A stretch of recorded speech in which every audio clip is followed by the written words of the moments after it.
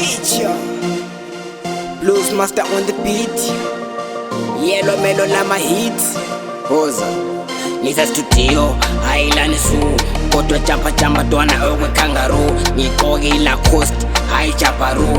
Mabuyi baked beans, ngistelela ikhulu. Zimbe qolo, kudala ngisebenza selibuhlungu iqolo. Ngijabula kuphela ngosuku lomholo. Ngibona shaya iculo ngoba ngifuna impumelelo. Yimini Yellow Melo, sengithi simbe qolo. Okade ngisebenza selibuhlungu iqolo. Ngijabula kuphela ngosuku lomholo. Ngibona shaya iculo ngoba ngifuna impumelelo. Yimini Yellow Melo, bebele legendary. Yimlophe ngula sengize ngasila ngiyasifila benkula.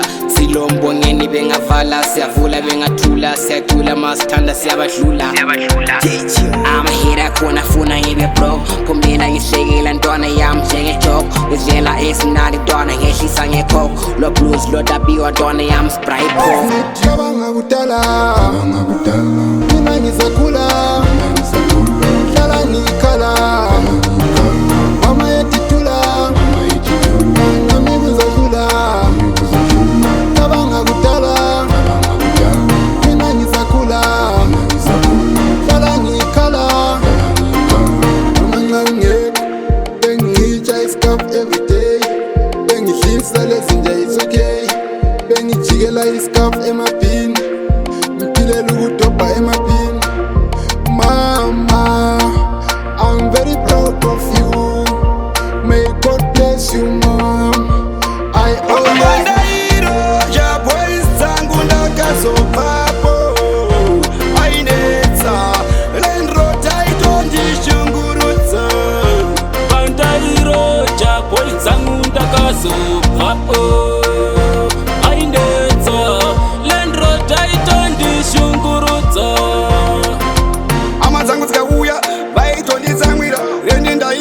magetsi ndaibhadhara ndikatenga gazari rendiwo ndikwizira vaitonditengera chiwanza mutemo. Pano apabikwa maguru, pano apabikwa bhinzi, pano apabikwa musoro weng'ombe.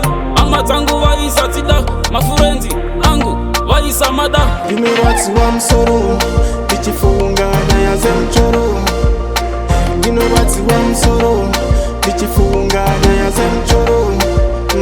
Saka hitiya vandisiya ndichiratsiwa. Iwe mai mwana uyihuku uyihobrana aiwalitiya kuriseiko kuindiya. Ndini mkomana anodanana